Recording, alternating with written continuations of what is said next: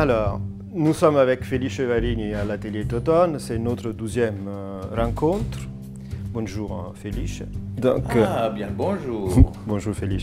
Et donc nous avons précédemment travaillé sur le symbole du temple. Oui. Nous essayons toujours de construire la maison idéale de Felice. Donc on a travaillé sur le temple, on a défini qu'est-ce que c'était pour toi la rencontre avec l'autre et avec les autres. Et on a déjà, avec le temple, commencé à parler d'une certaine mobilité de l'esprit. Hein, tu te souviens ? Cette mobilité, on la retrouve dans ce 12e symbole sur lequel nous avons travaillé. Donc, nous avons travaillé sur le symbole du chariot. Oui. Donc, pour un homme qui est éternellement en voyage, c'est un symbole qui, à mon avis, est très parlant. Qu'est-ce que ça veut dire, le chariot? Il est question de mobilité de la maison. Alors, soit de la maison, donc c'est la maison qui se déplace, c'est le cas de la yourte, etc. Ou bien on se déplace à l'intérieur de la maison. Ou bien on amène quelque chose de la maison avec nous. Et cette chose fait maison, pendant que nous ne sommes pas à la maison. Donc la carte, par exemple, donc, la première image, c'est un palais qui se trouve au Yémen et que c'est le palais de la reine Arwa, 365 chambres. Donc tous les jours, Madame Arwa est changée de chambre. Plus que tous, Van Gogh avec les roulottes. C'est vraiment une idée de gens du voyage qui construit leur existence dans la mobilité. Tu n'es pas un homme du voyage, mais presque. Tu voyages tout le temps. Donc, qu'est-ce qui se passe quand tu voyages? C'est ce qu'on a vu chez toi. Très bien, je montre ceux qui m'accompagnent tout le temps. Évidemment, c'est le computer, l'ordinateur, qui est devenu, qui s'est imposé dans les derniers 10 ans comme l'objet de tout le faire, ou de toute la mémoire.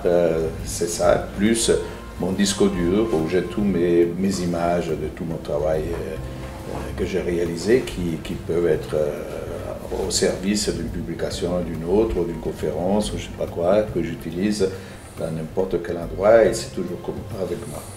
Plus, là, je montre mon éventail qui m'accompagne souvent. Magnifique. Parce que je me trouve des fois dans des pays où il fait très chaud, et j'ai besoin de me ventiler, car j'imagine. Mon problème de la chaleur, il faut que je la gère. Et là, j'ai une multiprise adaptable. Ça, c'est une prise qui s'adapte aux États-Unis, au Japon et en Angleterre. Et donc, c'est quelque chose de très utile aussi pour pouvoir brancher mon téléphone portable. Et par-dessus tout, c'est cette petit stylo à billes qui est tellement bien conçu que je peux l'avoir toujours dans ma poche sans me déranger. J'ai essayé de traduire, comme j'ai fait la fois précédente, qu'est-ce que c'est cette mobilité par rapport à ta maison. Parce que de toute façon, tu pars de chez toi et tu reviens chez toi. Donc cette maison, elle est impliquée dans cette mobilité plutôt que nomadisme. Exactement. Bon, ça peut être aussi la notion du nomadisme. Moi, j'ai souvent parlé de mon état d'artiste. Il peut l'être que dans le fait que je me retiens nomade. Ah oui, nomade, bien sûr. Voilà. Et donc, le nomadisme est une attitude fondamentale dans la construction de ce que je fais, de ma peinture. Fondamental, parce que c'est quelque chose qui se construit avec des lieux différents. Donc tu ne peux qu'être à chaque fois, mais véritablement dans le lieu dans lequel tu travailles, t'en appropries complètement. Donc l'idée, c'est de savoir comment ta maison interagit avec ça. Et comme ta maison réelle est ta maison idéale. Et comme elle pourrait davantage t'aider dans ce processus de mobilité. Donc le travail que nous faisons, c'est toujours de rendre plus claire et plus forte cette image, par exemple, de mobilité qui est en toi, pour voir comment la maison peut t'aider à te pousser dehors et t'accueillir quand tu reviens. Donc j'ai fait une petite représentation de la chose, de chez toi et toi, si tu veux bien. Donc, alors, mettons que ça, c'est chez toi. Donc, il y a une enveloppe physique, il y a des murs, il y a un espace, il y a un volume. Et après, donc, tu imagines que toi, tu es quelque part dans cet espace.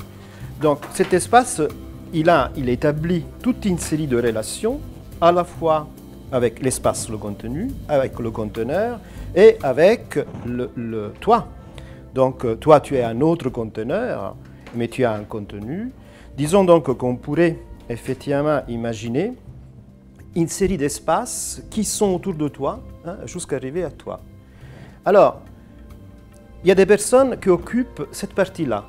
Alors, c'est par exemple toute l'architecture Art Nouveau, par exemple, et qu'on appelle ça une architecture qui est une architecture totale, c'est parce qu'elle est totalement ancrée avec l'espace. Alors, donc, il faut voir quel espace tu occupes parmi tous ces niveaux-là. Donc, certainement pas celui-là, celui que je suis en train de remplir. Voilà. On a tout cet espace qui est à la limite entre le conteneur et la partie périphérique. Tout le mobilier, il est ancré dans la maison. Vitellorta, y compris une partie du Frank Lloyd Wright. Il n'existe pas une conception d'objet qui ne soit pas liée à un espace qui est un espace conteneur. Or, chez toi, c'est absolument pas comme ça. Si tu remarqueras, en plus, il n'y a que des objets qui se baladent, que j'imagine que tu as amenés d'ailleurs. Et donc, s'il y avait un espace probablement qui est un espace qui te concerne, c'est vraiment cette dernière partie.